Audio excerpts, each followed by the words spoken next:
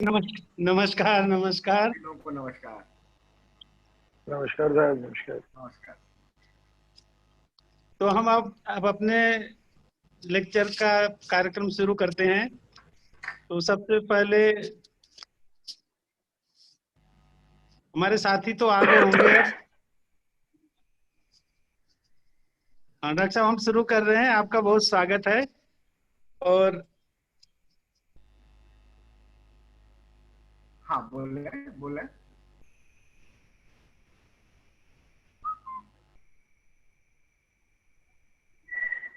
जी जी, आदरणीय प्राचार्य हमारे आज हमें बहुत खुशी का मौका है कि आज हमारे बीच हमारे विशेष निमंत्रण पर मुख्य वक्ता के तौर पर भारत सरकार के एक रिसर्च सेंटर जो आजकल कृषि के क्षेत्र में बहुत महत्वपूर्ण भूमिका निभा रहा है, central institute of post harvest and technology Ludhiana के director doctor R.K. Singh ji हमारे बीच हैं। हम सभी उनका महाविद्यालय के तरफ से स्वागत करते हैं। और आपने हमारे महाविद्यालय के बच्चों के लिए, हम सब के लिए अपना समय निकाला, इसके लिए बहुत बहुत धन्यवाद करते हैं। Doctor R.K. सिंह जी के बारे में संक्षेप में परिचय के तौर पर मैं बताना चाहूँगा। आप पंतनगर विश्वविद्यालय से हमारे साथ बीटेक और पंतनगर से ही एमटेक किए हुए और ARS के वरिष्ठ साइंटिस्ट हैं। वरिष्ठ से मतलब संस्था में वरिष्ठ हैं, वैसे तो प्रधान वैज्ञानिक और आजकल डायरेक्टर के पद पर अपना जिम्मेदारी निभा रहे हैं। इससे पहले आपने चेरापूंजी, भारत विश्व में सबसे अधिक वर्षा वाला जो क्षेत्र है मेघालय, वहां पर ICR का जो नॉर्थ ईस्ट हिल रीजन का रिसर्च सेंटर है वहां पर आप रहे। उसके अलावा पटना में ईस्टर्न रीजन का रिसर्च सेंटर है ICR का, वहां पर रहे। और कई वर्षों से हमारा जो पंजाब लुधियाना में central institute of post harvest engineering and technology जो है, इसके डायरेक्टर हैं। आप कृषि के उपरांत जो खेती में हमारा जो हरित क्रांति के बाद अनाज पैदा हो रहा है उसके रख रखाव और आगे उसकी गुणवत्ता बनाए रखने के लिए जो भी अनुसंधान चल रहा है उसके आप देख रेख के अंदर चल रहे हैं। आप वाराणसी जनपद से संबंधित हैं, रहने वाले हैं और किसानों के लिए भी नजदीकी रूप से काम करते हैं। आपके संस्थान में मैं विजिट भी किया था, एक बार क्या 2 बार हम लोग गए थे देखने। और आजकल की जो किसानों की समस्या, आय कैसे बढ़ाई जाए, तो उसमें पोस्ट हार्वेस्ट की क्रियाओं के द्वारा ही किसानों की आय बढ़ा सकते हैं, क्योंकि किसान की असल की पैदावार नहीं हो सकती, उसकी एक हमारी सीमा है। उसके ऊपर आय बढ़ाने का स्रोत फसल की पैदावार से नहीं है, बल्कि उसकी अलग अलग माध्यम से गुणवत्ता बढ़ा करके कैसे उसकी खपत की जाए, किसानों को अधिक लाभ मिले। तो इन सब बातों का आपके रिसर्च सेंटर द्वारा कार्यक्रम चलता है किसानों के लिए और एंटरप्रेन्योरशिप के तौर पर युवकों के लिए, ग्रामीण युवकों के लिए, ग्रामीण ही नहीं बहुत से शहरी जो बिजनेसमैन है वो पोस्ट हार्वेस्ट के अलग अलग तरीके के प्लांट लगा करके भी प्रोसेसिंग द्वारा कारोबार कर रहे हैं। उसके बारे में हमारे डॉक्टर साहब बताएंगे विस्तार से।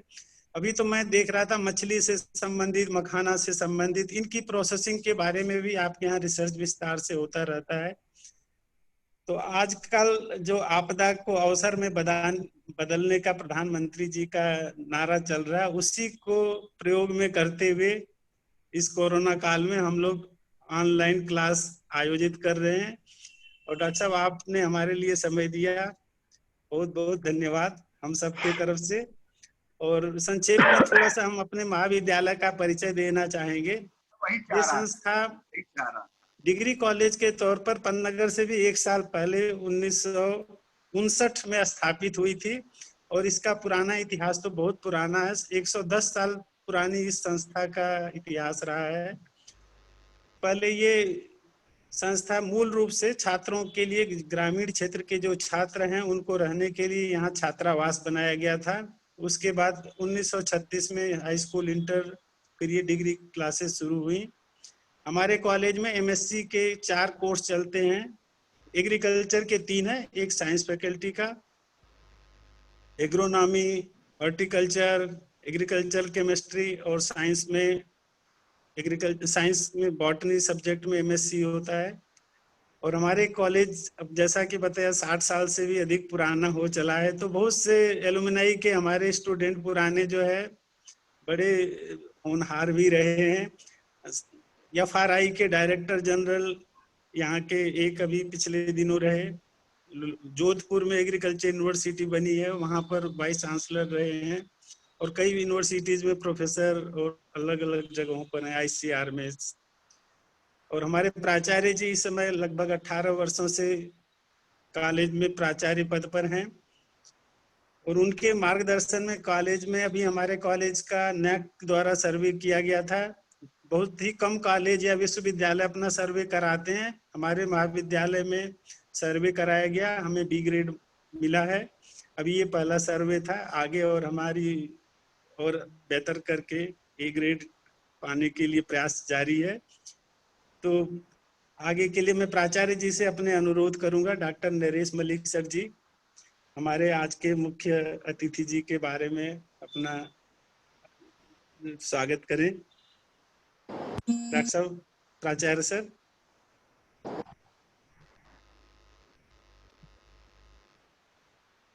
इस गेस्ट लेक्चर के अवसर पर आज के हमारे मुख्य अतिथि कहिए या हमारे मुख्य वक्ता डॉक्टर राजेश कुमार सिंह, जैसा कि अभी परिचय AK सिंह साहब ने दिया, इस गेस्ट लेक्चर में जुड़े हुए हमारे बाकी शिक्षक साथीगण और हमारे विद्यार्थीगण, सबसे पहले डॉक्टर साहब इस महाविद्यालय परिवार की ओर से मैं आपका बहुत बहुत स्वागत करता हूं, अभिनंदन करता हूं। डॉक्टर AK सिंह जी और आप, जैसा कि बताया था AK सिंह साहब ने कि आप क्लास फेलो हैं, तो बड़ी खुशी हुई कि एक हमारे साथी के साथी आज यहाँ पर आए हैं। हमें और हमारे बच्चों को जानकारी आप देंगे। हमारे बच्चों को खास तौर पे ये हमने बैठ के साथियों ने सबने ये विचार किया था कि जो अच्छे अच्छे इंस्टीट्यूट्स हमारे देश में हैं, उनके डायरेक्टर्स हों या दूसरे साइंटिस्ट लोग हों, ताकि हमारे बच्चों को कम से कम ये पता लगे कि कौन कौन से इंस्टीट्यूट्स हैं। जब एक बार आपसे CI PHET सिफेट इसके बारे में जब हमारे बच्चे जब इसके बारे में जानेंगे, central institute of post harvesting engineering and technology, ये थोड़ा सा कम सुनते हैं बच्चे, तो इससे जानकारी प्राप्त होगी। माननीय, जैसे कि AK सिंह साहब ने कहा कि माननीय प्रधानमंत्री जी का 2022 तक किसानों की आय दुगनी करने का संकल्प है, और उसमें भी ये लेक्चर, उस हिसाब से भी ये लेक्चर काफी महत्वपूर्ण है, मैं मानता हूं, क्योंकि चाहे सब्जी हो, चाहे फल हो, चाहे दूसरी हमारे जो प्रोड्यूस हैं, दूसरी क्रॉप्स हैं, दलहन हो, तिलहन हो, चाहे सीरियल्स हो, अनाज, तो सबकी किस तरह से हैंडलिंग की जाए, किस तरह से स्टोरेज किया जाए, कैसे प्रोसेसिंग की जाए, कैसे उसको बचाया जाए, क्योंकि काफी लॉस हार्वेस्ट के बाद में इन सभी चीजों में, सब्जियों में, फलों में, अनाजों में काफी लॉस जो है होता है। तो किस तरीके से इस लॉस से हम बचा सकते हैं, और लॉस जब कम होगा तो इससे क्या होगा कि इससे किसानों की आय बढ़ेगी। तो माननीय प्रधानमंत्री जी का सपना है, आपका इंस्टीट्यूट उसमें बहुत महत्वपूर्ण रोल अदा कर सकता है और कर भी रहा होगा, ऐसा मेरा मानना है। तो डॉक्टर राजेश कुमार सिंह जी, आपके और साथी भी हमारे समकालीन पंतनगर विश्वविद्यालय के हमारे और साथी भी यहाँ पे हैं, वो भी आपका लेक्चर सुनेंगे, और मुझे पूर्ण आशा है कि आपके जो लेक्चर से हमें, हमारे साथियों को और खास तौर पे हमारे बच्चों को बहुत कुछ सीखने का मौका मिलेगा। तो पुनः इस महाविद्यालय परिवार की ओर से मैं आपका बहुत बहुत स्वागत करता हूं, अभिनंदन करता हूं। धन्यवाद।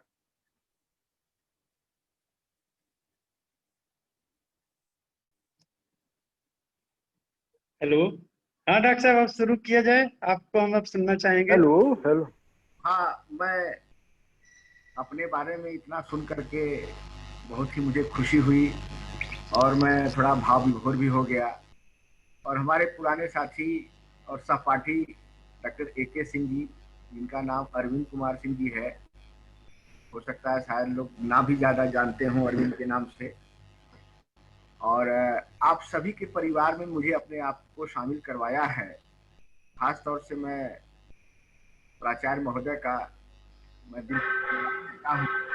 मालूम है कि आपका निर्देश और से ही और आपके आशीष वचन से ही विश्वविद्यालय में या फिर कॉलेज में लोग मार्गदर्शन लेकर के काम करते हैं, जिससे कि अपना नाम और बच्चों का नाम और कॉलेज का नाम रोशन करें।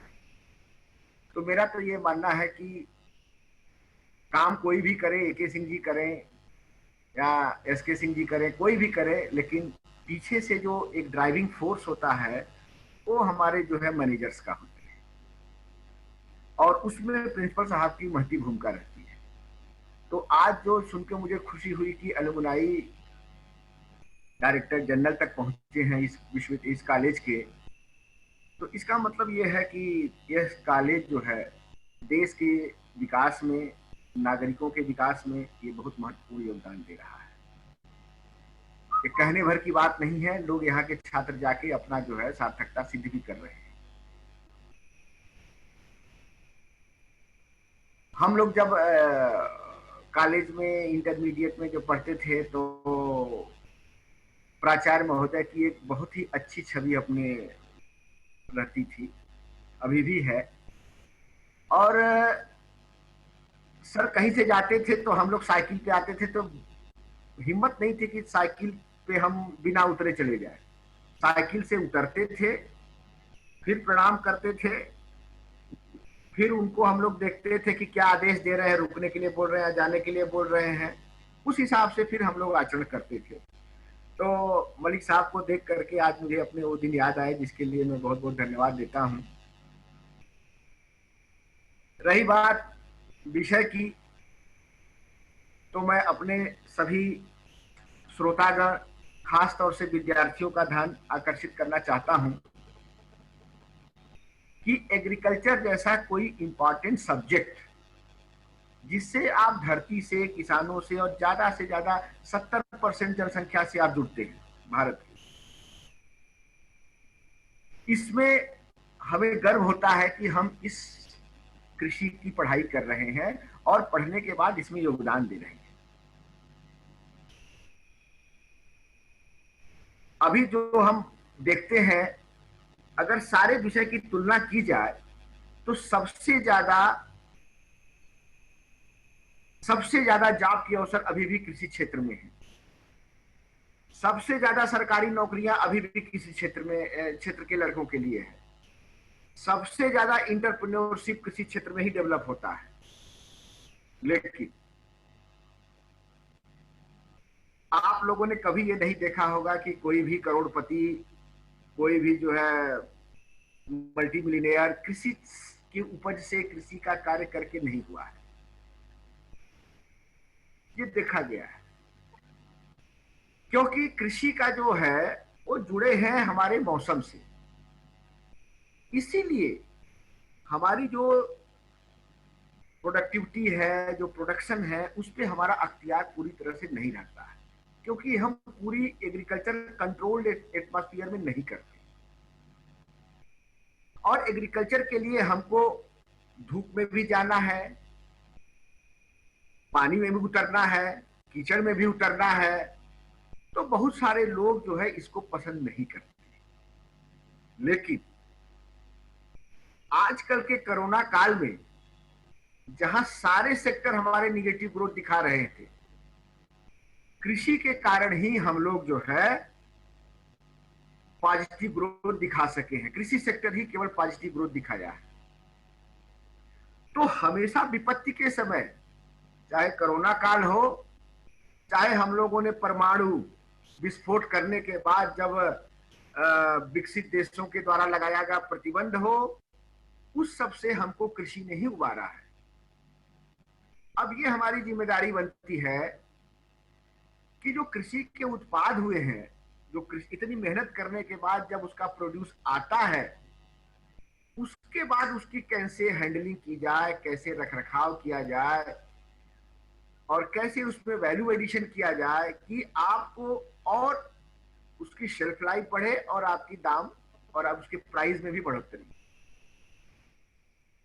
मैं आपको बच्चों के लिए खास तौर से सूचना देना चाहता हूं, अभी थोड़ी देर बाद स्लाइड में अपना शेयर करूंगा। बच्चों को ये सूचना देना चाहता हूं कि भारतीय कृषि अनुसंधान परिषद एक, आप लोगों ने जरूर बताया होगा लेकिन मेरा भी फर्ज है 2 लाइन बोल देने का उस पर, कि भारतीय कृषि अनुसंधान परिषद एक कृषि क्षेत्र में अनुसंधान, शिक्षा और प्रसार, ये तीनों काम देखती है और ये कृषि भारत सरकार के कृषि मंत्रालय के तहत आती है।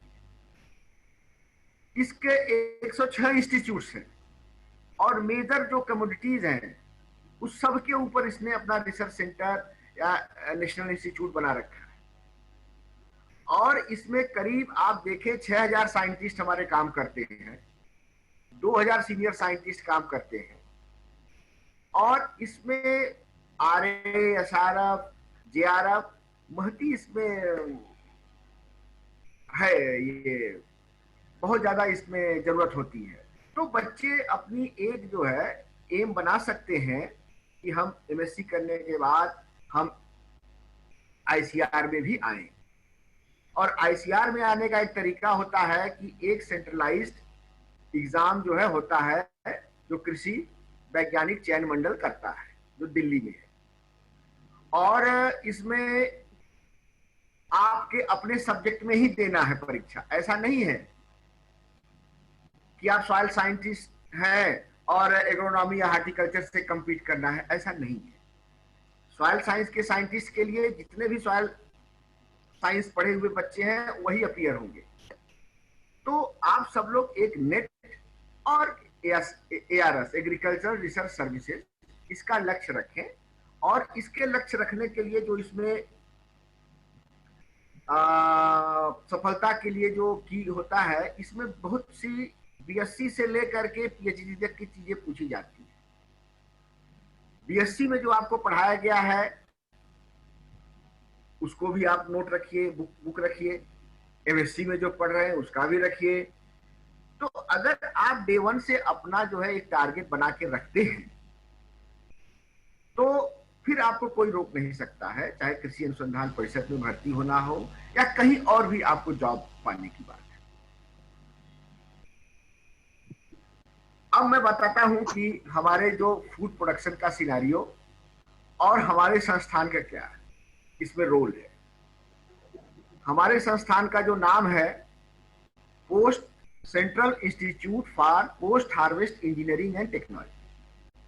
तो पोस्ट हार्वेस्टिंग के बाद जो हम उसमें वैल्यू एडिशन करेंगे, जो प्रोसेसिंग करेंगे, उसमें क्या टेक्नोलॉजी होगी, क्या मशीनें इसमें विकसित की जाएंगी, उसका कैसे उपयोग किया जाए, ये सारी चीजें हमारे संस्थान का मैंडेट है। साथ ही एग्रीकल्चर के क्षेत्र में कैसे हम इंटरप्रेन्योरशिप डेवलप करें, यह POs, farmers producers organisation, self help group या कोई इंडस्ट्रीज भी अगर सेटअप करना चाहता है एग्रीकल्चर कमोडिटी से रिलेटेड, हमारा काम है, हमारे संस्थान का काम है उनको ट्रेनिंग बताना, उनको ट्रेनिंग देना और उनकी हैंड होल्डिंग करना। टेक्नोलॉजी तो हम जनरेट करते हैं, उनको बताते हैं, लेकिन अगर कोई अपना खुद का इंडस्ट्री लगाना चाहते हैं तो हमारा ये जिम्मेदारी है कि मैं उनको साथ खड़ा रहूं, बीच में कोई दिक्कत हो तो हम उसको दूर करें। ऐसा नहीं है कि मैं टेक्नोलॉजी उनको दे दिया, मैं फ्री हो गया, नो। तो बहुत सारे लोग हमारे संस्थान से लाभान्वित हुए हैं। ये संस्थान 1989 से चल रहा है। 89 में ये जो है इस्टेब्लिश हुआ लुधियाना में। पोस्ट हार्वेस्ट सेक्टर हमारा बहुत ही इंपॉर्टेंट सेक्टर है। किस लिए इंपॉर्टेंट है? आपने मेहनत किया, मजदूर लगाया, पानी दिया, सीड दिया, सारी कुछ मेहनत किया। जब दाना आपके पास आ गया, फिर वो बेकार हो गया, सड़ गया, या उसका उपयोग नहीं हो पाया, या हैंडलिंग में लॉस हो गया, तो ये दाना 1 केजी आपका लॉस नहीं हुआ। इसके पीछे जितनी आपकी मेहनत थी, जितनी इनपुट थी, वो भी लॉस हुआ। और आज के क्षेत्र में मैं ये कह सकता हूं कि हमारा इंडिया में पहले कभी था कि प्रॉब्लम ऑफ स्कैर्सिटी, हमारे पास अन्न ही नहीं थे, ये समस्या थी। अब हमारे पास ज्यादा अन्न है, ये समस्या है। प्रॉब्लम ऑफ प्लेंटी हम फेस कर रहे हैं।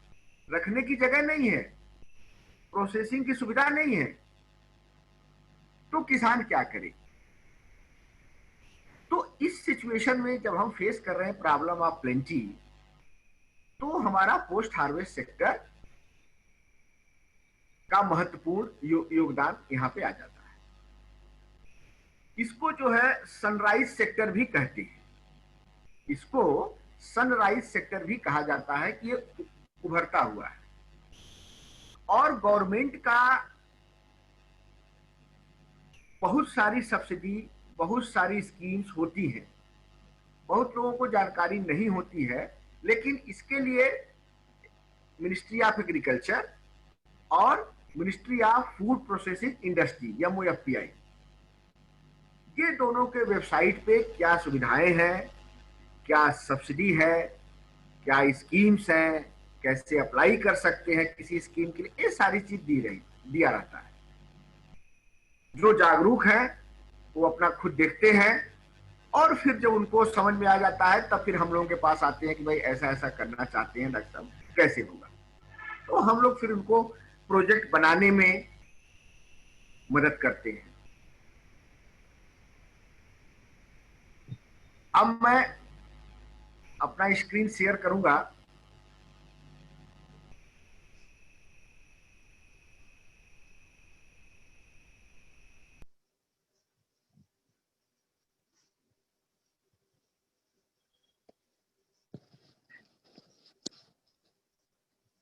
ओके, तो मैं आप लोगों से ये निवेदन कर रहा था कि post harvest processing and value addition. Post harvest processing क्या होती है? हार्वेस्टिंग के बाद जो हम थ्रेशिंग करते हैं, ग्रेडिंग करते हैं, क्लीनिंग करते हैं, पैकेजिंग करते हैं, वो सब प्रोसेसिंग में आता है। और वैल्यू एडिशन क्या होता है कि आपने धान लिया, और धान का जब आपने चावल बना दिया, उसकी वैल्यू ऐड हो गई। चावल से फिर आपने जो है कोई और प्रोडक्ट बना दिया, खीर बना दिया, बिस्किट बना दिया, ये सब और वैल्यू ऐड आप करते चले जा रहे हैं उसमें। तो दो चीज हो गई, एक तो हम जो एक्टिविटी करते हैं वो प्रोसेसिंग हो गई, और जो प्रोडक्ट हम डेवलप करते हैं उसका कास्ट ज्यादा होगा, या उसका शेल्फ लाइफ ज्यादा हो जाएगी, ज्यादा दिन तक हम रख सकते हैं, वो हो गया वैल्यू एडिशन। अभी आप देखें, जैसा मैंने बताया आप सभी को कि हमारे पास हम बहुत से में नंबर 1 हैं, जनसंख्या में भी नंबर 1 होने जाएंगे, ये तो खैर अच्छी बात नहीं है। लेकिन मिल्क प्रोडक्शन हुआ, फ्रूट्स वेजिटेबल का हुआ, सेकेंड है नंबर 1 में। तो कहने का तात्पर्य है कि हमारा प्रोडक्शन सिस्टम ठीक है, उसमें कोई दिक्कत नहीं आ रही है, केवल एक इरिगेशन की समस्या है। आप सभी लोग जानते हैं कि हमारा करीब 46-47% जो जमीन है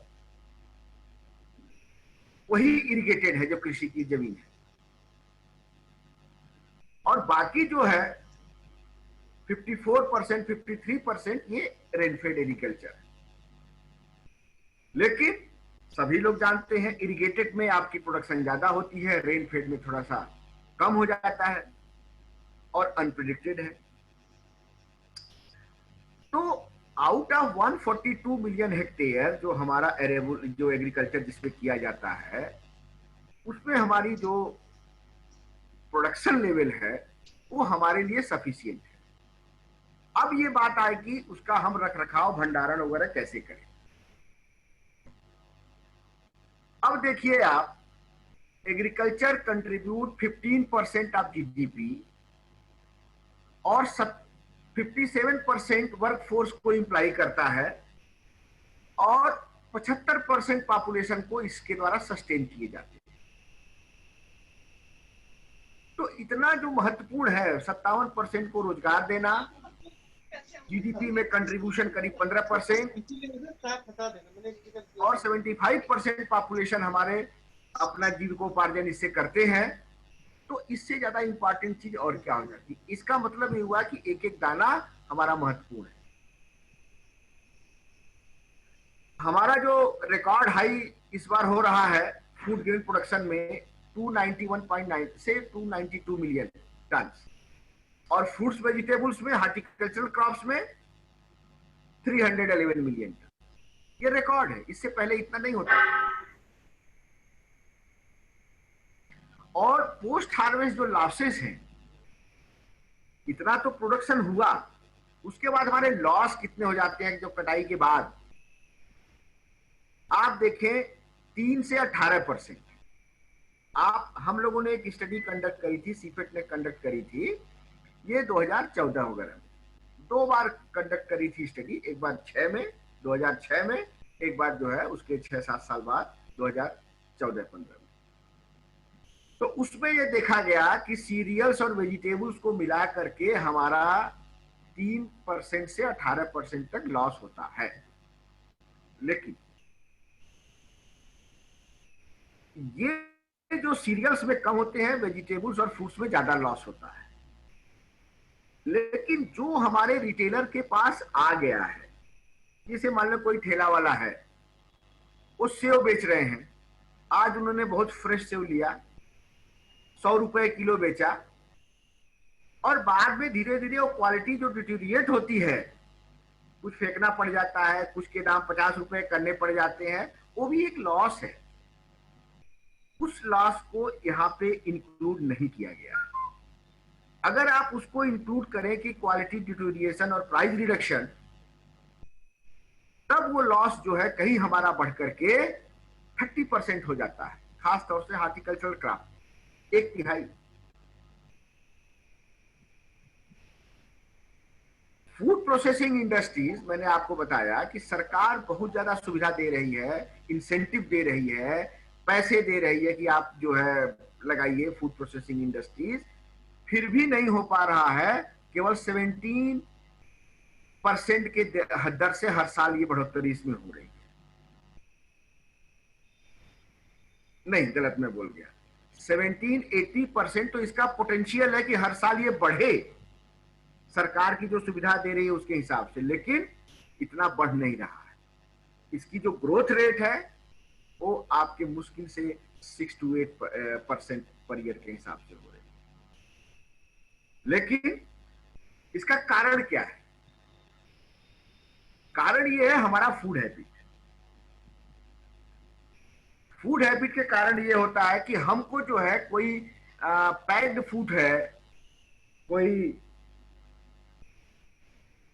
प्रोसेस्ड फूड है, तो हम सोचते नहीं हम ताजा खाएंगे, हम दुकान से क्यों लाएं। इसीलिए हमारी प्रोसेसिंग इंडस्ट्रीज हमारे फूड हैबिट के कारण उतनी फ्लरिश नहीं कर पा रहे। हाँ, आज के समय में जब हस्बैंड वाइफ दोनों कमाने लगे हैं, उनके पास समय कम है किचन में व्यतीत करने के लिए, तब रेडीमेड फूड की तरफ लोग आ रहे हैं।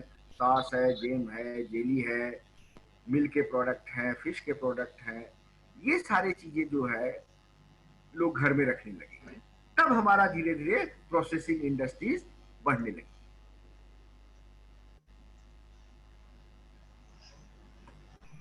आप देखें हमारी जो इसकी वजह से जो है लॉस को हम लोग जो है करीब 10-12 साल के अंदर 2%, 1.5 से 2% कम कर पाए। जो लॉस हमारा थ्योरेटिकली 18% होता था, अभी उसी पैरामीटर को कंसीडर करते हुए अब जो है आप कह सकते हैं करीब 15 से 16% के बीच हो रहा है। क्यों? हम धीरे धीरे प्रोसेस ओरिएंटेड फूड की तरफ आ रहे हैं। एक बार ये देखा जाए हमारे जो फ्रूट्स वेजिटेबल है उन कितनी परसेंट प्रोसेस होता है? 2-3%, इससे ज्यादा नहीं होता है। फ्रूट्स वेजिटेबल की मैं बात कर रहा हूं, खास तौर से जो जूस वगैरह में इस्तेमाल होता है, जैम में होता है, सॉस में होता है। अभी हम लोग वो फ्रोजन फ्रूट्स वगैरह, क्योंकि हमारी जो इनकम भी है वो भी कम है, पर कैपिटा जो इनकम है, इसीलिए हम लोग प्रोसेस फूड की तरफ उतना नहीं, गरीब पॉपुलेशन नहीं जा रहा है। दूसरा कारण मेरे समझ में ये आ रहा है कि हमको अन्न तो जरूरी है, लेकिन फ्रूट्स वेजिटेबल ऑप्शनल है। जिंदा रहने की पॉइंट ऑफ व्यू से आप सोचें तो सीरियल्स तो हमारी जरूरी है, रोटी हमको खानी है, चावल खानी है, दाल खानी है, लेकिन हम सेव खाएं, बनाना खाएं, अंगूर खाएं, ये मेरे पैसे के ऊपर है। और ज्यादा जो जनसंख्या है वो अफोर्ड नहीं कर पाती है। तो अगर सरकार को आमदनी बढ़ानी है ग्रोवर्स की, किसानों की, तो डोमेस्टिक मार्केट के साथ साथ उसको बाहर के भी मार्केट में एक्सप्लोर करना है और किसानों को देना चाहिए बढ़ावा।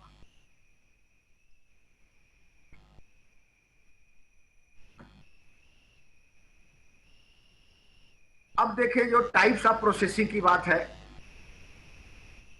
गेहूं हुआ, गेहूं से आटा बना,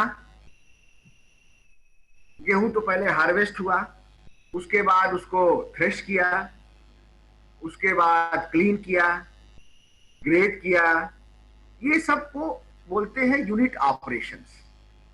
जैसे हार्वेस्टिंग एक यूनिट ऑपरेशन हुआ, then threshing another unit operation, cleaning another unit operation. तो ये डिफरेंट यूनिट ऑपरेशन, ये जो होते हैं ना, डिफरेंट यूनिट ऑपरेशन के नाम से जाने जाते हैं। और हर यूनिट ऑपरेशंस का एक अपना महत्व है। जैसे अगर आप क्लीनिंग, ग्रेडिंग, कंडीशनिंग ये सब नहीं करेंगे तो आपको अपने प्रोडक्ट का उचित मूल्य नहीं मिलेगा। अगर कोई खरीदार आता है और थोड़ा सा सैंपल अपने हाथ में लेके देखता है और उसमें 1-2 दाने जो है कंकड़ पत्थर मिल गए, तो बोले भाई आप तो सीधे पैसे कम कर देते हैं कि नहीं नहीं इसमें तो बहुत कंकड़ पत्थर है। और हम लोगों ने एक स्टडी के दौरान पाया है कि सिर्फ ग्रेडिंग यूनिट ऑपरेशन अगर आप फ्रूट के सेक्टर में कर दें, फ्रूट के जो स्टडी थी, फ्रूट के बड़े सेव अलग, छोटे सेव अलग, थोड़े कच्चे सेव अलग, ग्रेडिंग कर दीजिए डिफरेंट क्राइटेरिया पे। हमने स्टडी किन्नों पे किया था और 27% इनकम उसी प्रोडक्ट का बढ़ गया था। एक जो है एक होल लाट में आप कर रहे हैं, किसान आ रहा है, 1-2 कच्चे निकल गए, अरे भाई सारा आपका कच्चा ही है जो लेके जा रहे हैं कम दाम पे, और वही आपने ग्रेड करके रख दिया उसी को, तो आपको 1/4 दाम ज्यादा मिल रहा है। तो हर यूनिट ऑपरेशन का अपना अलग महत्व होता है। और जो स्टोरेज है, अभी भी आप देखिए हम 292 मिलियन टन पैदा कर रहे हैं, लेकिन हमारे पास जो स्टोरेज की जो क्षमता है वो सिर्फ और सिर्फ 80 मिलियन टन की है। हम ये मानते हैं कि बहुत सारा कंजम्पशन के लिए लोग रखते हैं अपने पास में। तो कहने का तात्पर्य यह है कि हमारा जो लॉस का एक कारण है कि हम भंडारण की उचित सुविधा नहीं है, चाहे वो सीरियल्स हो या चाहे फ्रूट्स वेजिटेबल। वेजिटेबल में आप जाओगे तो सिर्फ आलू के कोल्ड स्टोरेज मिलेंगे और बाकी आपने कहीं देखा नहीं होगा किसी और के लिए। और धान और गेहूं रखने के लिए केवल एफसीआई ने गोडाउन बना रखी है। और इनका भी जो गोडाउन का जो स्टोरेज का जो सिस्टम है वो जो है स्टेकिंग करके होता है, अंडर रूफ है लेकिन बैग्ड है। बैग में भर के एक एक स्टेक लगाते हैं, फिर वो फुमिगेशन वगैरह करते हैं, दरवाजा खोलते हैं समय समय पर। ये सुविधा जो होती है इसमें क्या होता है, आप दरवाजा खोल रहे हैं, पंखा ये वेंटिलेटर है, आदमी आ जा रहा है, तो जो बाहर का मॉइस्चर अंदर आ रहा है, अंदर का मॉइस्चर बाहर जा रहा है, तो आप कंट्रोल इन्वायरमेंट नहीं दे पाते हैं। तो बारिश के टाइम में जब ज्यादा मॉइस्चर गेन कर लिया तो उसमें फिर स्पॉइलेज के चांस आ जाते हैं। इसीलिए सरकार लाख कोशिश कर रही है कि भाई आप लोग साइलोस पे शिफ्ट करो। साइलो जो होता है स्टील के बड़े बड़े जो होते हैं ना वो साइलो, उसमें भरते हैं और फिर उसी में ऑटोमेटिक फुमिगेशन होता है। उसमें आपके लॉस आप जीरो कह सकते हैं। साइलो सिस्टम ऑफ स्टोरेज में स्टोरेज लॉस जीरो। और वो धीरे धीरे वो लोग आएंगे इसमें। गवर्नमेंट का भी स्कीम है कि हम आप खुद साइलो बनाएं, अपना उसको ऑपरेट करें, हम जमीन देंगे और जो आपको फायदा हो रहा है किसानों से जो आप शुल्क ले रहे हैं उससे आप अपना काम चलाइए। तो एक दो पंजाब में बने हैं, हरियाणा में बने, अडानी ने बनाया है और उसका लॉस 0%। तो धीरे धीरे हम लोग उस पर शिफ्ट कर रहे हैं। तो हम बात कर रहे थे प्रोसेसिंग की। इसमें दो तरह की, तीन तरह का होता है। प्राइमरी प्रोसेसिंग, इसमें आता है cleaning, conditioning, grading, packaging, storage. Then secondary, paddy से राइस बना दिया, ऑयल सीड से ऑयल बना दिया, व्हीट से आटा बना दिया, गोट से मीट बना दिया, ये सब फाइबर से फैब्रिक बना दिया। इसको कहते हैं सेकेंडरी प्रोसेसिंग। अब इसी राइस को कुक्ड राइस कर दिया, ब्रेड और बिस्कुट बना दिया, कुक्ड मीट बना दिया, रेडी टू ईट कर दिया, केचप कर दिया और फैब्रिक से गारमेंट बना दिया। ये हो गया टर्शियरी प्रोसेस। तो 3 स्टेज के प्रोसेसिंग है। तो हम अभी तक जो है सीरियल्स में प्राइमरी प्रोसेसिंग और सेकेंडरी प्रोसेसिंग तक ही आ पाए हैं। टर्शियरी प्रोसेसेस का परसेंटेज बहुत कम है। और जब तक जो है हम टर्शियरी प्रोसेसिंग तक नहीं पहुंचेंगे, cooked rice, ready to eat चीजें जो ना आप देख रहे हैं अभी, आप डोसा बनाने का, इडली बनाने का, ये सब रेडीमेड सब मिक्स आने लगे हैं। गुलाब जामुन बनाने का, हम लोग उस दिशा में धीरे धीरे बढ़ रहे हैं। और जब ये बढ़ जाएगा पूरा और हम लोग उसके हैबिचुअल हो जाएंगे उसको, और उसमें कंज्यूम करने में कोई दिक्कत नहीं, तो धीरे धीरे प्रोसेसिंग लेवल बढ़ेगा। और आप देखेंगे 1 केजी जो हमारा गेहूं है और 1 केजी जो हमारा ब्रेड है, बिस्कुट है, उसके दाम में कितना अंतर हो जा रहा है। तो ये हम वैल्यू एडिशन भी कर रहे हैं, इसकी लाइफ भी बढ़ा रहे हैं और इसकी प्राइस भी बढ़ा रहे हैं। अच्छा, अब आते हैं एग्रो प्रोसेसिंग। एग्रो प्रोसेसिंग जैसे अब एक मैं आपको बताना चाहता हूं, आप लोगों ने सुना होगा फार्म इंप्लीमेंट्स के सेक्टर में custom hiring centre. Custom hiring centre जो ये होता है जो फार्म इंप्लीमेंट्स के संबंध में, कि एक जगह पे हम ट्रैक्टर भी रख दें, हैरो भी रख दें, प्लाऊ भी रख दें, सीड्रिल भी रख दें, क्योंकि हम सारी चीज नहीं खरीद सकते। एक छोटे किसान नहीं सारा चीज खरीद सकता। हाँ, एक सेंटर पे जो सेल्फ हेल्प ग्रुप बनाएगा, सरकार बनाएगी, या कोई इंडिविजुअल भी बना सकता है, कोई collection of all the machinery at one place, और फिर उसको हायर पे देता है। भाई ठीक है, आपको ट्रैक्टर चाहिए तो आप जो है 45 रुपए पर घंटे या जो भी उनका रेट हो। तो ये होता है कस्टम हायरिंग सेंटर। उसी तर्ज पे एग्रो प्रोसेसिंग सेंटर्स बनते हैं जब हम प्रोसेसिंग की बात करते हैं। सब लोग आटा चक्की लगा नहीं सकता है, सब लोग दाल मिल लगा नहीं सकता है, तो एक जगह आपने देखा होगा गांव के बाजार में भी होता है, एक जगह अपना आटा का चक्की है, उसी जगह आपके ऑयल एक्सपेलर भी हैं, क्लीनर भी हैं, पल्स का है, चूरा भी बन रहा है। तो ये हो गया एग्रो प्रोसेसिंग सेंटर। तो ये भी आपको आप देखेंगे कि बिजनेस में काफी योगदान करता है। तो ये भी एक बिजनेस अपॉर्चुनिटी आपको प्रोवाइड करता है कि आप एग्रो प्रोसेसिंग में आए। सपोज हनी फार्मर कोई है, वो क्रूड हनी निकाल दिया, अब उसके लिए हनी प्रोसेसिंग प्लांट अगर आप लगा लेते हैं तो भाई उसको क्लीन करना है, इसको पैक करना है और इसको लेबलिंग करनी है, ये सब एक आदमी लगा लिया और अगल बगल के जितने फार्मर्स हैं वो अपना आ रहे हैं और इस सुविधा का लाभ उठा रहे हैं और उसको पेमेंट कर रहे हैं। और यहाँ पे हम लोग देखा गया है, जैसे आप देखें कि डेवलप्ड कंट्री में up to 14% of the total workforce is engaged in agro processing sector directly and indirectly. In India only 3% of the workforce finds employment in this sector, क्योंकि ये कम है। अभी भी आप देखें, अगर आपको आटा पिसाना है तो कम से कम जो है आधा किलोमीटर से दूर आपको ज्यादा जाना पड़ेगा।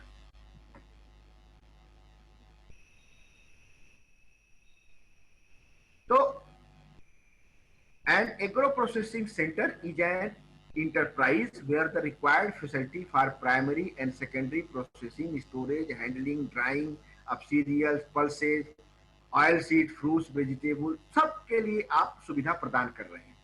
मान लीजिए कि हमको, सभी लोग जानते हैं कि अगर कोई चीज को आप स्टोर कर रहे हैं तो किस मॉइस्चर कंटेंट पे कर रहे हैं, ये बहुत ही इंपॉर्टेंट है। कहा जाता है कि 10 से 12% अगर आपका मॉइस्चर कंटेंट पे स्टोर कर रहे हैं तो आपका सेफ रहेगा। अगर कहीं मॉइस्चर आप 14 पे 15 पे कर रहे हैं, फिर उसमें आप देखिए मोल्ड ग्रोथ या फंगस ग्रोथ होने की पूरी संभावना है। तो आपको ड्राइंग करना है, तो ड्राइंग के 2-3 तरीके भी आ गए। एक तो सन ड्राइंग तो हम लोग करते ही आ रहे हैं, ड्रायर भी है, आपको जो है 3 दिन तक लेबर नहीं लगाना पड़ेगा सन ड्राइंग के लिए। ड्रायर है, किसी ने रखा है और आप जाके ड्राई करके पैक करके ले आते हैं, अपना स्टोर करते हैं। तो ये सब सुविधाएं धीरे धीरे अब हमको बढ़ाना है और बढ़ भी रही है। आपने देखा होगा poly tunnel dryer, poly house के घर जो बन जाते हैं उसके अंदर आप जब जाइए तो टेम्परेचर बढ़ जाता है, बाहर में 40 है, अंदर में 65 मिलता है, कम से कम 20 से 25 डिग्री सेल्सियस ज्यादा मिलता है। तो हम उसमें ड्राई करें, बाहर से धूप भी नहीं आएगी, धूल भी नहीं आएगी, कोई जानवर भी नहीं जाएगा और आपकी ड्राइंग भी फास्ट होगी क्योंकि टेम्परेचर ज्यादा है। तो इस तरह के इनोवेटिव चीज, सोलर ड्रायर हुआ, इलेक्ट्रिक ड्रायर हुआ या जो भी हो आप हिसाब से, तो धीरे धीरे ये सब चीजें लोग सीख रहे हैं और इस्तेमाल भी कर रहे हैं। इसी कारण से हमारे लॉसेस कम भी हो रहे हैं। जो हमने बोला था कि 2% लॉस कम हो रहा है, इसी कारण से हो रहा है।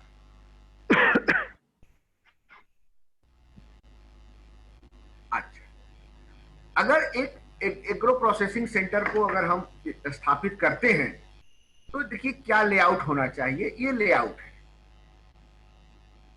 ताकि अगर हम फूड इंडस्ट्रीज में हाइजीन का बहुत इंपॉर्टेंट रोल होता है, क्योंकि अगर एक बार आपका कोई प्रोडक्ट मार्केट में आया और लोग गए खा करके बीमार पड़ गए, फिर आपके फैक्ट्री में तो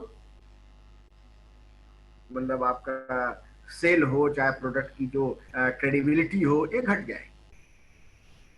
और ये फूड जो है वो बहुत जल्दी खराब होने वाली चीज है, सब लोग जानते हैं।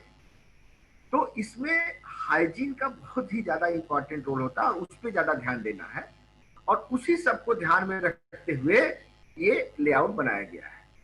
आप ऑफिस कहाँ रखेंगे, रॉ मटेरियल आप कहाँ स्टोर करेंगे, देन आपका पैकेजिंग रूम, पैकिंग रूम, उसके बाद का जो प्रोडक्ट स्टोर रूम, ये सब होने के बाद ये आपकी प्रोसेसिंग लाइन हो गई। तो प्रोसेसिंग लाइन ये हो गई और आपकी जो है मैनेजमेंट ये हो गया, और ये आपका प्रोडक्ट स्टोरेज की जगह हो गई, और वॉशरूम, चेंज रूम, ये सब की सुविधा होनी चाहिए। तब जो है आपका प्रोडक्ट मार्केट में अच्छा जाएगा। अच्छा, अब इसमें ये मेरे ख्याल से अभी देखिए, अब इसमें क्या है, ये राइस शेलर है, राइस पॉलिशर है, स्काउरिंग मशीन है, देन मिनी फ्लोर मिल है। तो सारी चीजें आप जो है एक जगह रखते हैं, और यही मैं बताना चाहता हूं कि this is also one of the business opportunity.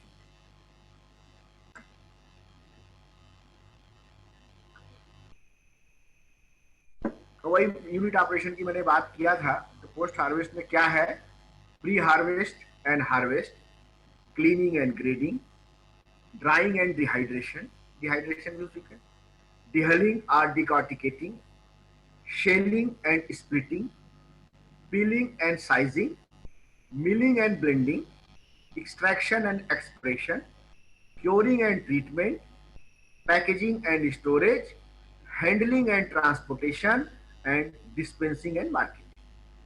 So ये आप देखें करीब 12 यूनिट ऑपरेशन इन्वॉल्व हैं, फ्रॉम फार्म टू फोर्क। और आजकल मैं बच्चों के लिए और दो टर्म बताना चाहता हूं, supply chain, value chain, cold chain. ये क्या है, आप लोगों ने नाम सुना होगा। तो कोल्ड चेन ये होता है कि बहुत सारी चीजें आपकी खराब होने वाली हो, जल्दी खराब होती है। अगर उसको ठंडे में रखा जाए कम टेम्परेचर पे, तो वो ज्यादा दिन तक रहती है, उसकी शेल्फ लाइफ बढ़ जाती है। आप देखिए, एक बात आप लोग जरूर सोचिए कि अगर हमारे देश में कोई कमोडिटी सबसे ज्यादा पेरिशेबल है, वो है मिल्क। सबसे जल्दी खराब होने वाली चीज है मिल्क, दूध। आप दूध लेते हैं, अगर 2 घंटे के अंदर उसको जो है बॉयल नहीं करते हैं, गर्मी में फट जाता है। तो टोमेटो है, फ्रूट्स, वेजिटेबल, कोई भी 2 घंटे में खराब होने वाली चीज नहीं है।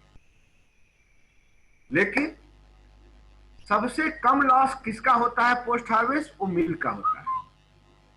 सबसे ज्यादा पेरिशेबल है मिल्क आइटम, लेकिन सबसे कम लॉस मिल्क आइटम का होता है। कारण क्या है, गौर कीजिए। क्योंकि इसकी जो मार्केटिंग सुविधा जो है, मार्केटिंग जो सप्लाई चेन है, वो वेल इस्टेब्लिश्ड है, और इसकी मार्केट डिमांड है। हम लोग मिल्क ज्यादा कंज्यूम कर रहे हैं, प्रोडक्शन कम हो रहा है।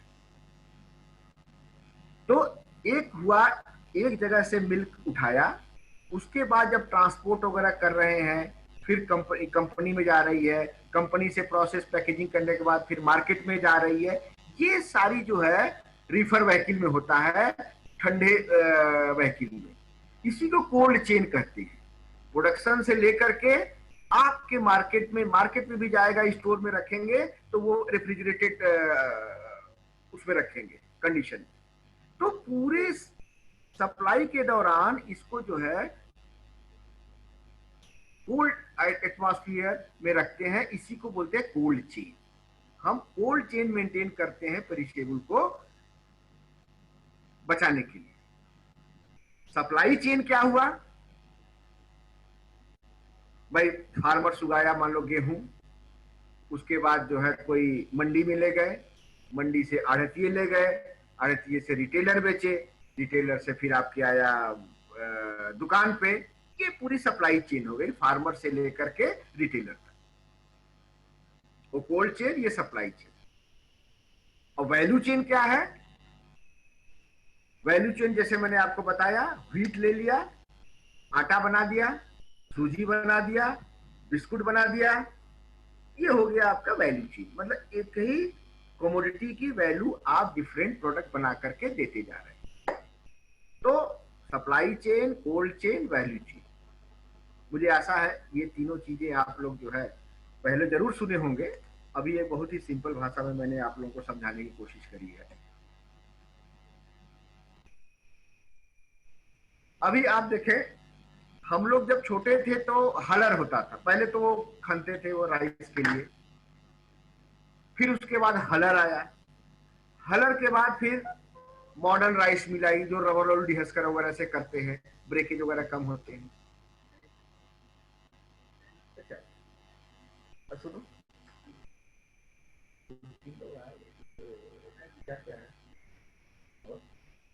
थोड़ा 1 मिनट प्लीज।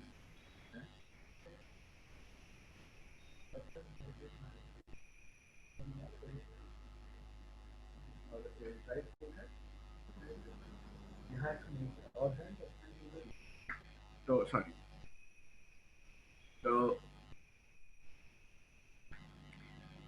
कहने का मतलब यह है कि हमारी मशीनरी में भी अब धीरे धीरे इंप्रूवमेंट होती जा रही है और उसकी वजह से भी हमारे लॉसेस कम होते हैं।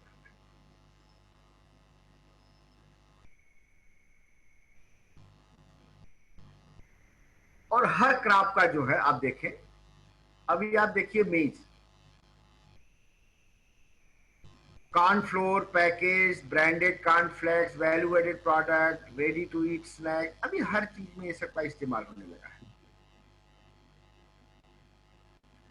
और पल्स का है, पल्स में जो हम मिलिंग करते हैं, जानकारी के लिए बच्चों को बता दूं कि अभी तक जो है हम लोग 70-75 के ऊपर हमारी रिकवरी नहीं आई है। जैसे हम अरहर डालेंगे तो जो दाल निकलेगा उसमें 75% मतलब 70-72 के आसपास ही रह जाता है।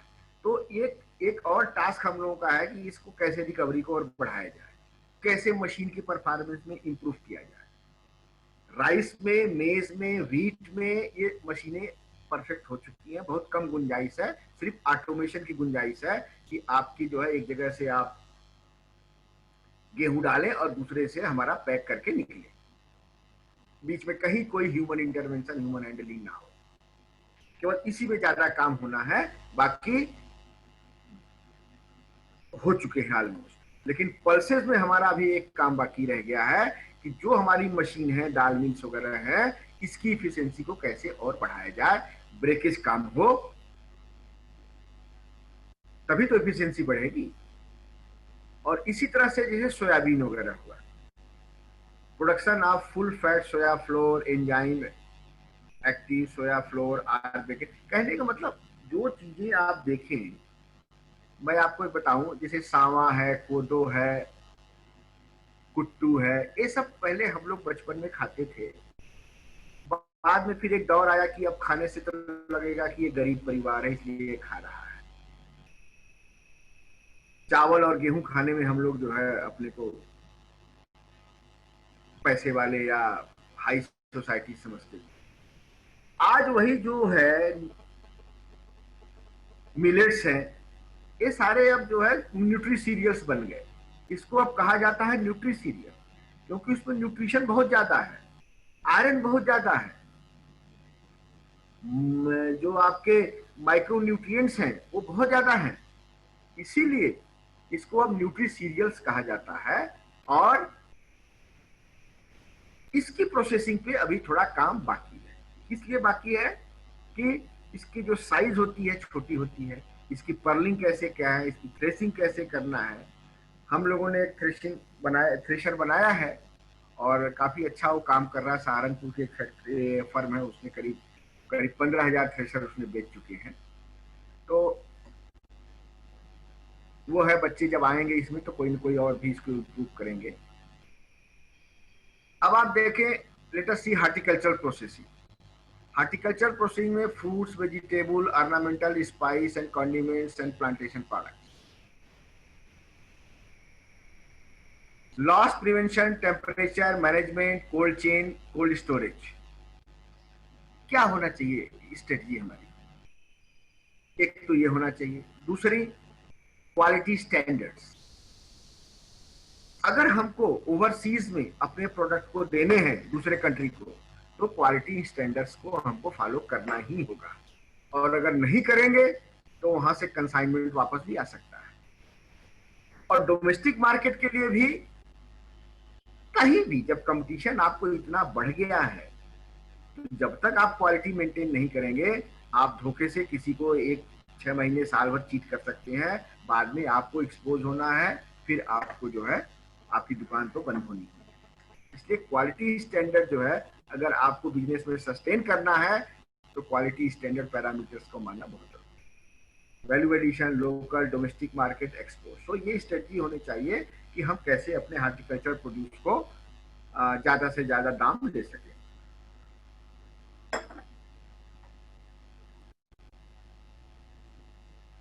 अभी आप देखिए community wise fruits and vegetable processing में क्या है, fresh packed fruits and vegetable.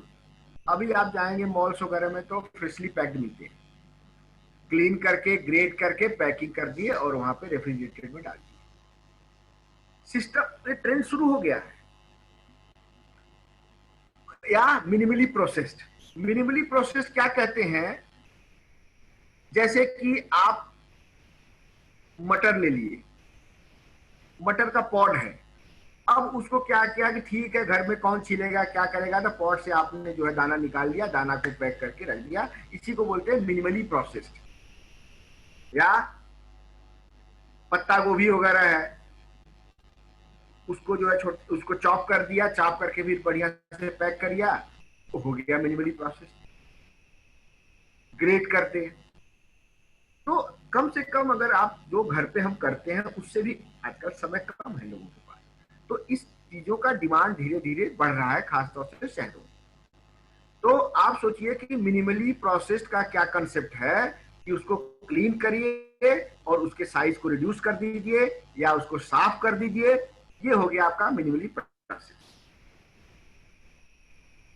और processed and packed fruit product का क्या है, जिसे आप देखें तो मैंगो अगर लेते हैं, पिकल है, ऑस्मो डिहाइड्रेटेड स्लाइसेस है, मैंगो जूस है, लेडर है, मैंगो लेडर है, मैंगो लेडर मतलब अमावट जिसको बोलते हैं। तो इसी तरह से सारे guava, jam, jelly, squash, chips, powder, puree, तो ये सारे का जो है अब डेवलप हो चुका है। अभी आप देखें कि हर प्रोडक्ट का, जैसे कुछ अब आप देखें कि मैं कुछ जो फ्रूट्स होते हैं वो पेड़ पे ही पकते हैं, अब कुछ जो है आप तोड़ करके घर में रख करके भी पका सकते हैं। जैसे मैंगो हुआ, इसको तो आपने मेच्योर हो गया, तोड़ लिए, घर में रख दिए तो पक गया। लेकिन गुआवा है, अंगूर है, ये पेड़ पे ही पकेंगे। आप सोचेंगे कि मैंगो की तरह इसको मैं ला करके ढक के रख दूं, पक जाएंगे ना।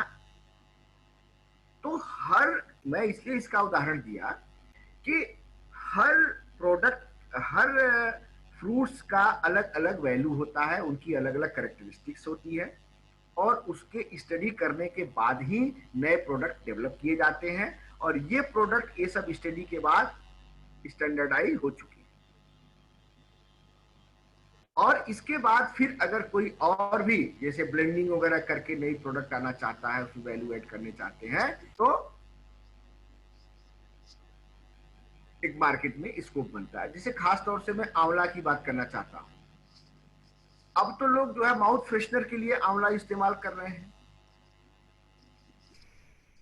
ऑरेंज पील वगैरह है, जिसे उसका ऑरेंज का जो छिलका है उसका वो कैंडी बना देते हैं और वो वोमिटिंग के लिए काम आता है। हम लोगों ने जब हमारे पहले के लोगों ने जब बनाया था तो लोग हंसते थे, अरे क्या होता है ये, तुम लोग क्या बनाते रहते हो, ये आंवला का ये ग्रेट कर दिया, ये कर दिया। आज देखिए वो सब चीजें मार्केट में आ रही हैं धीरे धीरे। तो कोई भी चीज अगर आप इनोवेट करते हैं, वो छोटा उसको मत समझिए। आज उसके टेकर नहीं है, 2 साल बाद, 4 साल बाद वो जरूर उसके टेकर मिलेंगे। ड्राइड आंवला हुआ, आंवला का पाउडर हुआ, कोई आंवला का माउथ फ्रेशनर हुआ जो दुकान में बिक रहा है, कोई सोचा था? लेकिन धीरे धीरे अच्छा ये सब डेवलप होता है। प्रोडक्ट जब बिकते हैं मार्केट में तो फिर जो ग्रो करने वाले होते हैं उनको फायदा होता है। तो अगर इंडस्ट्री हमारी बढ़ती है प्रोसेसिंग की, तो जो ग्रोअर्स हैं, जो प्रोड्यूसर्स हैं, उनको भी अच्छे दाम मिलते हैं।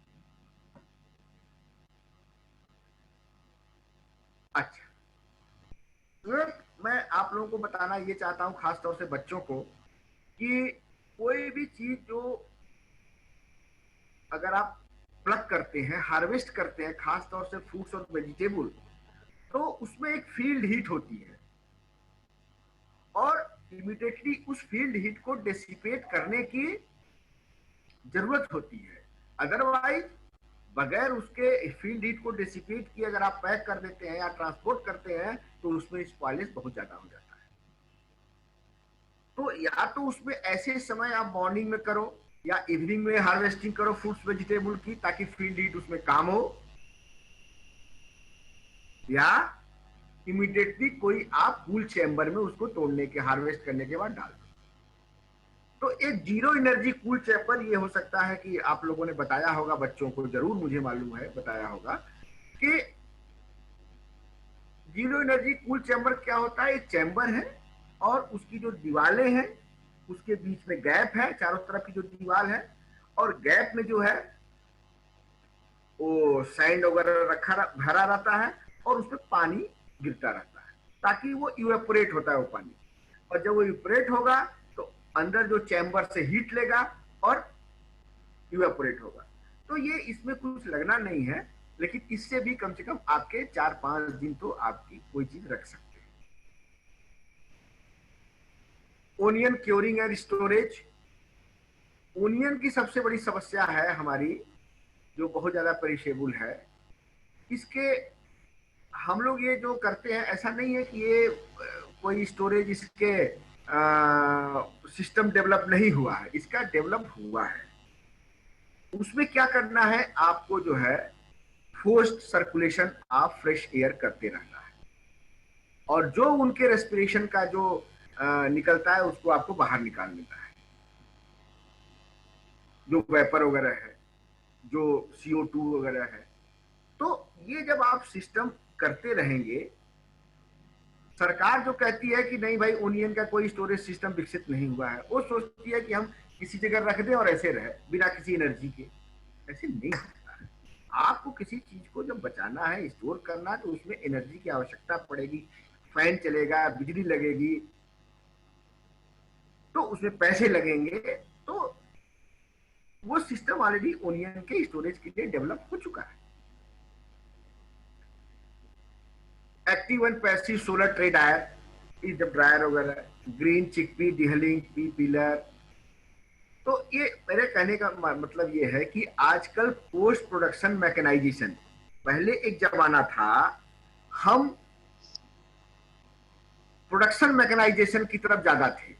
लैंड प्रिपरेशन करना है, सोइंग करना है, सीड ड्रिल करना है, उसके बाद थ्रेशिंग करना है, वहां तक हम लोग थे।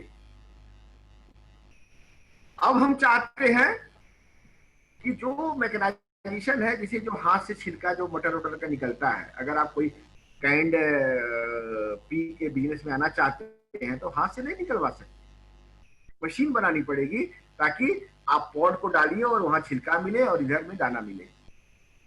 तो हर यूनिट ऑपरेशन को मैकेनाइज्ड करना है, और इसमें कुछ कुछ मशीनें डेवलप हुई हैं, और गार्लिक बल्ब ब्रेकर हुआ, फ्रूट प्लकर हुआ, किन्नो कटर्स हुए, ये सारी जो चीजें हैं। सर एक मिनट सर, ठीक।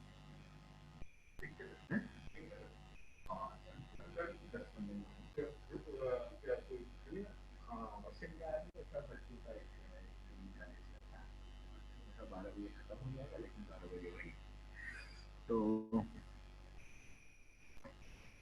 अच्छा, ये आप लोग जो है झलक देख लें कि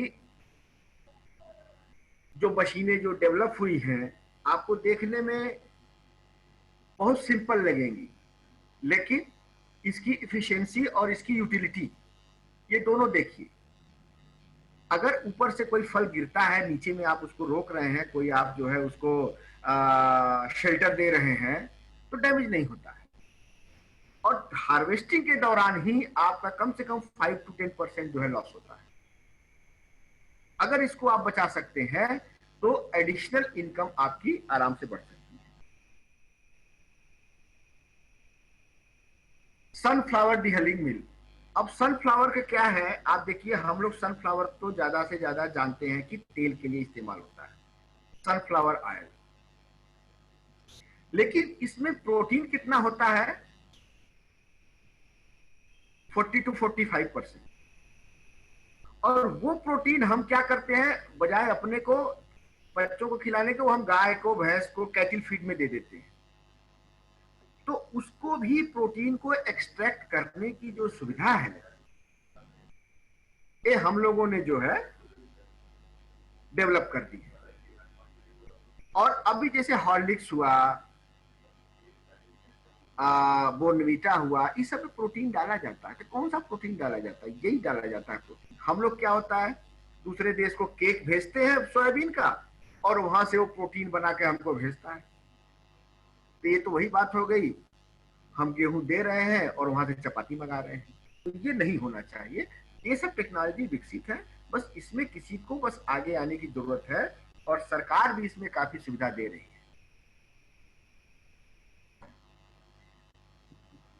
तो ये मशीनें हैं, इस मशीनों के बारे में मैं ज्यादा आपको नहीं ले जाऊंगा।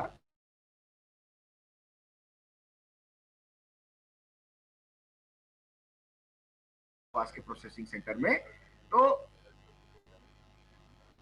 ये मैं मिलेट मिल की जो बात कर रहा था कि उसमें जो छोटे छोटे उसकी जो साइज होती है, उसकी जो ऊपर का स्किन निकालना है, ये सब चीजें बहुत ही डेलिकेट चीज होती हैं।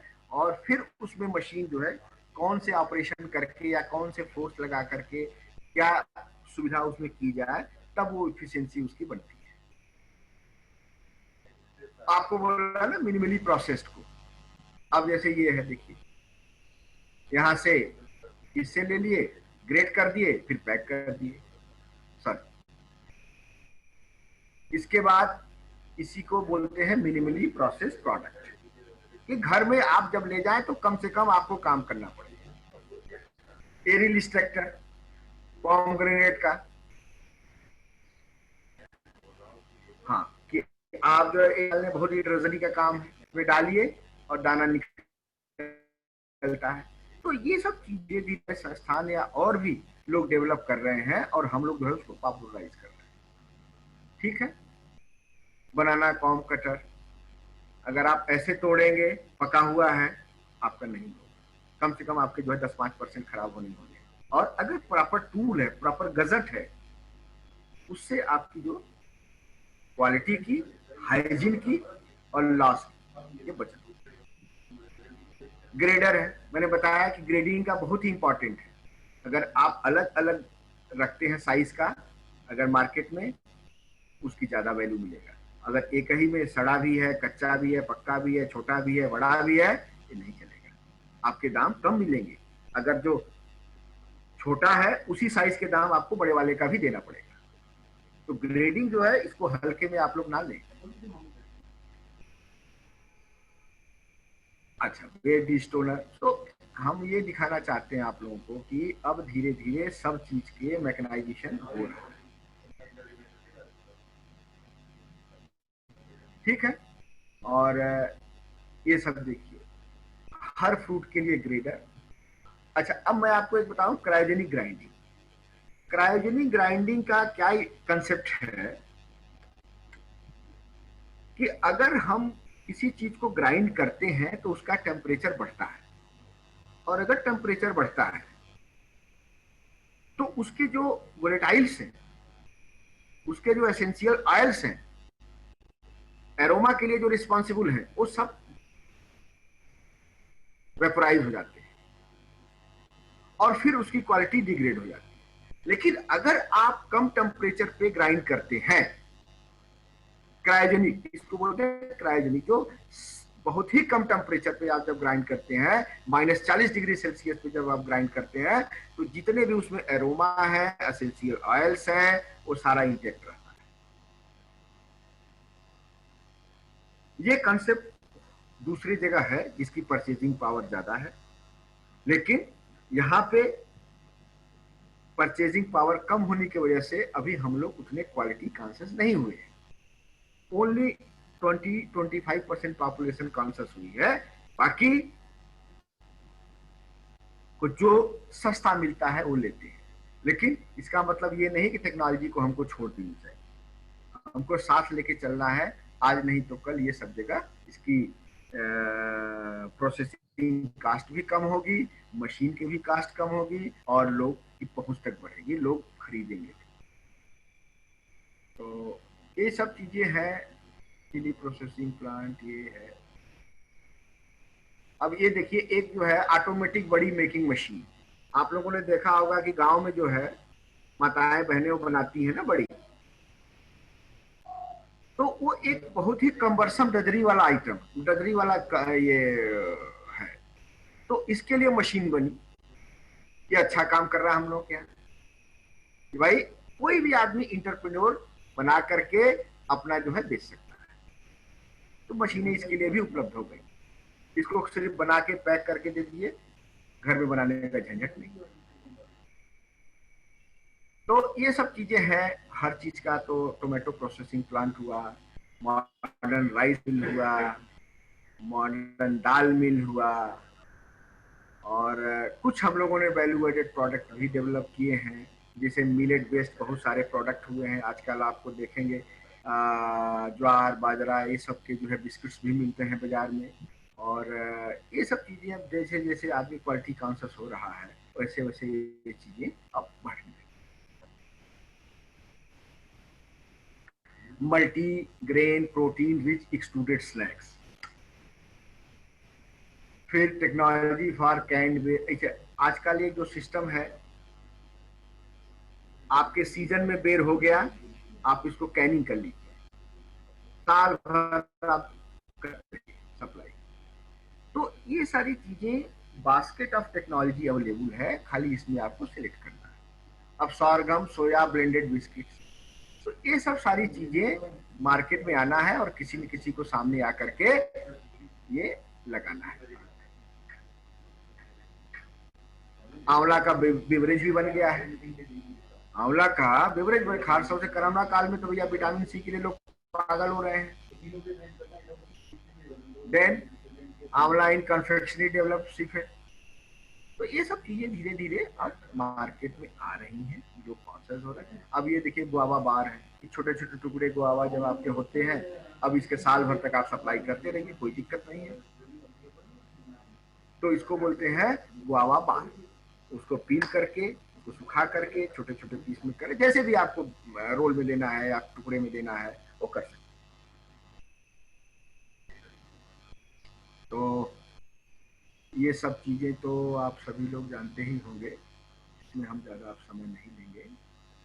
आरटीएस वगैरह तो बाजार में है ही है। आरटीएस का मतलब रेडी टू सर्व बेवरेज, ठीक है।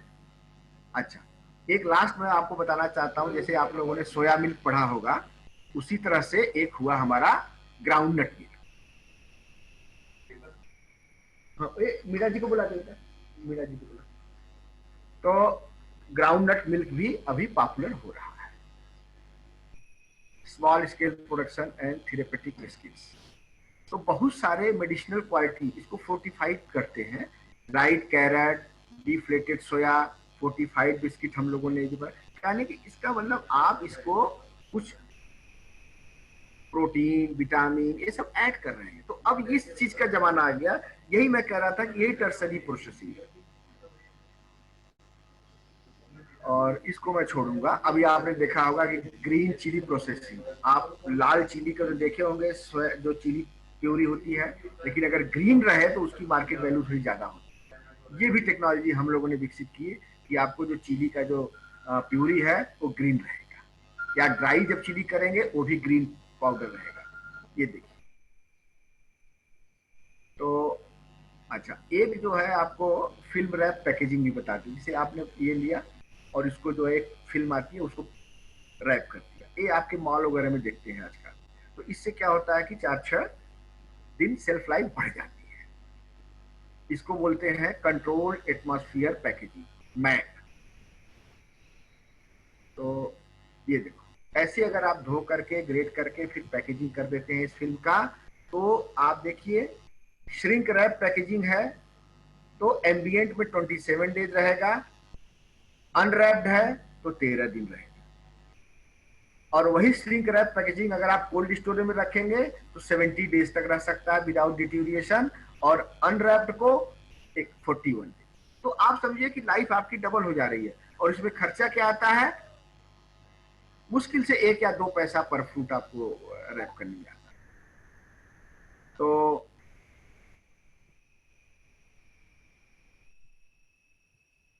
हाँ, इसमें हम लोग ये कर सकते हैं, जो एफपीओ बना सकते हैं। कई लोग मिलकर के फार्मर प्रोड्यूसर ऑर्गेनाइज बनाते हैं, और अभी हमारा जो गवर्नमेंट है वो 10 लाख रुपए पर एफपीओ दे रही है आपको गांव में एग्रो प्रोसेसिंग सेंटर को स्थापित करने के लिए।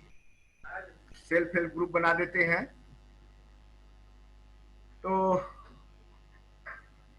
प्रधानमंत्री किसान संपदा योजना, ये हमारी जो ये है, इस सारे जो है एमओएफटीआई के ऊपर उपलब्ध है। ये सारी स्कीम है बढ़ावा देने के लिए। ये तो चलो जब आप लोग पढ़ लिख करके डिग्री ले लेंगे उसके बाद ये काम आएगी।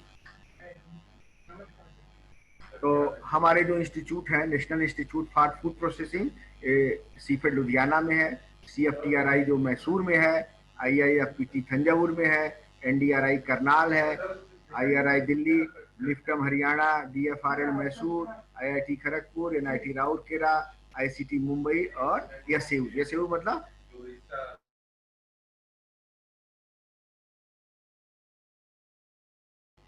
मैं इसी के साथ मैं अपना थोड़ा सा अब समाप्त करना चाहता हूं। मुझे आशा है कि आप सब लोग जो है इससे कुछ जरूर सीखे होंगे और कुछ काम का आया होगा आप लोगों का। तो बहुत बहुत धन्यवाद। आप लोग बताएं जैसा लगा है। डॉक्टर साहब, आपके यहाँ ट्रेनिंग वगैरह होता होगा बच्चों का, या एंटरप्रेन्योरशिप, उसका क्या तरीका होता है?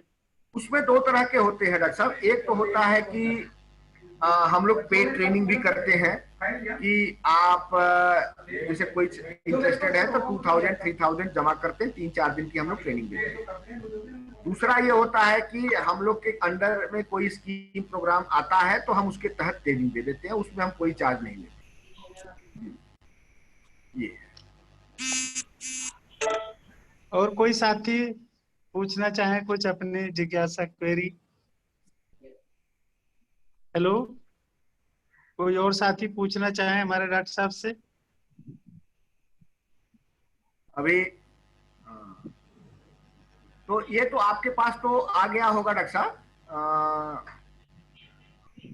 ठीक है, आपके पास तो होगा ना ये रिकॉर्ड? हाँ, रिकॉर्ड यूट्यूब पर, और वैसे रिकॉर्डिंग हो रहा है इसका। तो आपका सर्कुलेट कर दीजिएगा कोई। हाँ बिल्कुल बिल्कुल। ढाका जी हैं? ढाका जी, हेलो। नहीं है सर, ढाका सर नहीं है सर। अच्छा, डॉक्टर ओमवीर सिंह जी हैं? जी सर, जी सर, जी सर। भाई आपको आपने लेक्चर सुना? जी सर। ये हमारे डॉक्टर साहब को आपके तरफ से आप द्वारा कॉलेज के तरफ से धन्यवाद दिया जाएगा। तो हम चाहते हैं कि आप इस जिम्मेदारी को जरूर निभाएं। सर जो है मैंने पूरा लेक्चर सुना, और जो है बहुत ही कंसेप्ट, हमारे बच्चों के हिसाब से बहुत ही कंसेप्चुअल व्यू को एक्सप्लेन किया सर ने। और सबसे बड़ी बात ये थी कि पूरे लेक्चर के दौरान डॉक्टर साहब ने जो है हमारे बच्चों को हिंदी भाषा में पूरा विस्तृत रूप से समझाया, जिससे कि हमारे बच्चों को हमेशा डिमांड रहती है। और मैं समझता हूँ कि कंसेप्चुअल के साथ साथ जो प्रैक्टिकल जानकारी दी है वो तो हम लोगों के लिए भी ज्ञानवर्धक है। मैंने कई सारे सर की जो है जो शेयर की है स्क्रीन, उससे मुझे भी पता लगा कि हम किस तरह से जो है अपने घर में भी जो है जैसे शिमला मिर्च को रैप्ड करके भी जो है 13-14 दिन की लाइफ उसकी इंक्रीज कर सकते हैं, टमाटर वगैरह को भी रैप्ड करके। तो ये प्रैक्टिकल जानकारी सर हम लोगों को भी नहीं थी, बच्चों की तो बात ही छोड़ें। तो काफी ज्ञानवर्धक लेक्चर मेरे लिए व्यक्तिगत रूप से रहा। मैं व्यक्तिगत रूप से और महाविद्यालय परिवार की तरफ से डॉक्टर सिंह साहब का बहुत बहुत आभार प्रकट करता हूँ, बहुत बहुत धन्यवाद देता हूँ सर। और मैं उम्मीद करता हूँ कि सर अपना इस कीमती समय को जब जब हमारे निवेदन होगा तो आप स्वीकार करेंगे और हमारे बीच उपस्थित रहेंगे। Thank you so much sir, once again thank you sir. Principal साहब, प्राचार्य जी को नमस्कार। सिंह और साहब, देखिए लंच का समय हो रहा है और लंच आपका ड्यू है। कभी मुजफ्फरनगर से जब गुजरेंगे तो ये लंच जरूर लीजिएगा। जी सर, जी सर। डॉक्टर साहब लंच जरूर लेना है, किसी दिन आना है आपको। ठीक है। ओके भाई, ओके सर, नमस्कार थैंक यू। नमस्कार।